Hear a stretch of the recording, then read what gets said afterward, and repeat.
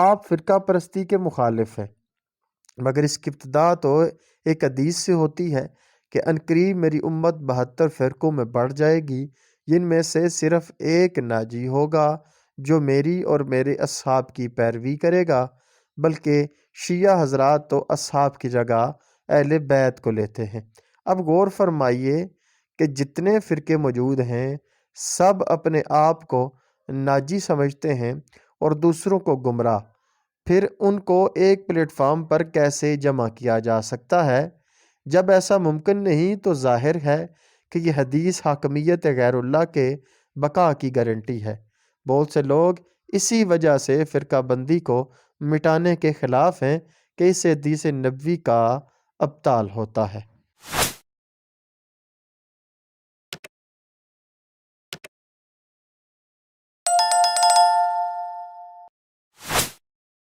جواب ارشاد ہوا، جس قسم کا سوال آپ نے کیا ہے اس پر اگر آپ خود اپنی جگہ غور کر لیتے تو آپ کو آسانی سے اس کا جواب مل سکتا تھا۔ حدیث میں مسلمانوں کے اندر بہت سے فتنے پیدا ہونے کی خبر دی گئی ہے،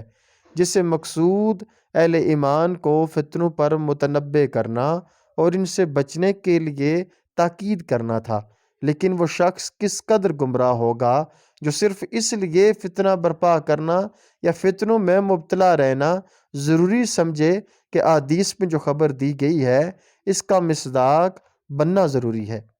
یہ بالکل ایسا ہی ہے جیسے قرآن میں کہا گیا ہے کہ بہت سے انسان جہنمی ہیں،